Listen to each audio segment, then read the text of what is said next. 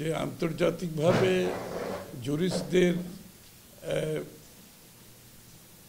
Due process of law, সঠিক বিচার পাওয়ার যে প্রত্যাশা, এবং বিচারটা বাংলাদেশের যে ট্রানজিশন, এই যে স্বৈরাচার পালিয়ে যাওয়ার পরে এই অবস্থায় বাংলাদেশের বিচার ব্যবস্থা নিয়ে তাদের আলোচনাটা করেছে মূলত।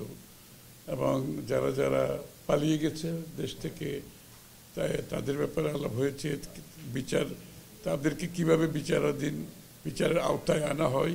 তাদের দেশেও টার্কিতেও প্র্যাকটিস আছে, বিভিন্ন দেশে প্র্যাকটিস আছে। আর যারা দেশের মধ্যে আছে এবং সরকারের বিভিন্ন পর্যায়ে এবং রাজনীতিবিদ যারা এই স্বৈরাচারের সাথে একত্রতা দেখিয়ে একসাথে কাজ করে এতগুলো লোকের প্রাণহানি ঘটিয়েছে, গুম, খুন, হত্যা, মিথ্যা মামলা, মিথ্যা পুলিশের কাস্টডিতে হত্যাকাণ্ড, জেলে মেডিকেল কি বলে চিকিৎসা থেকে বঞ্চিত হয়ে মৃত্যু, সার্বিকভাবে যে কাজগুলো হয়েছে এবং অনেকটা টার্কিতেও হয়েছে। আপনারা জানেন আর্দোগানের পরে যে একটা বিশাল অংশ ওদের দেশে যারা এই চক্রান্তের সাথে জড়িত ছিল, আর আমাদের বেলায় যারা স্বৈরাচারের সাথে জড়িত ছিল।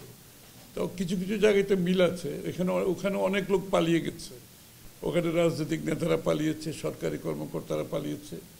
তাদের অভিজ্ঞতা বাংলাদেশের আগামী দিনে আমরা কিভাবে এটাকে মোকাবেলা করতে পারি এগুলো আলোচনা হয়েছে। এবং যারা পালিয়ে গেছে তাদেরকে ফেরত আনার ব্যাপারে কী ধরনের ব্যবস্থা নেওয়া উচিত, কী করা উচিত, এগুলো সার্বিকভাবে আলোচনা হয়েছে। এবং ওদের সাথে আমাদের আলোচনাটা অব্যাহত থাকবে, কারণ বিচার ব্যবস্থা ঠিক না থাকলে তো দেশে আর বাকি কিছু ঠিক থাকার কোনো সুযোগ নাই।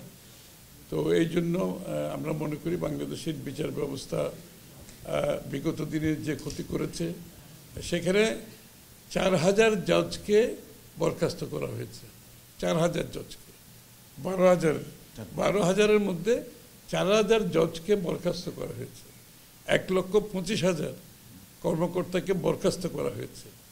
তো বাংলাদেশ সেই এক্সপিরিয়েন্স থেকে আমরা কি করব না করব এটা একটা বোঝার বিষয় আছে এবং চিন্তার বিষয় আছে, এই আর কি।